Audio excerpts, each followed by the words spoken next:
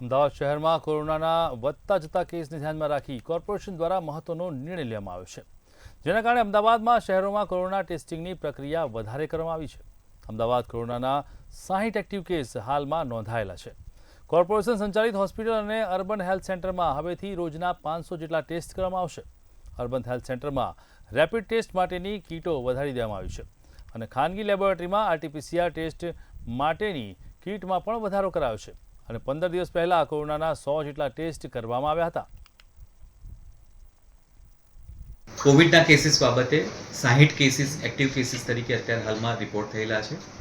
આ ઉપરાંત એક હોસ્પિટલમાં પેશન્ટને એડમિટ કરવામાં આવેલું છે અને જે પ્રાઇવેટ હોસ્પિટલમાં પેશન્ટ એડમિટ થયેલું છે.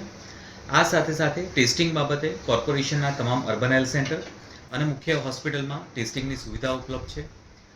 એવરી ડે અંદાજિત 500 જેટલા આરટીપીસીઆર અને રેપિડ ટેસ્ટ દ્વારા કોર્પોરેશન દ્વારા કાર્યવાહી કરવામાં આવેલી છે.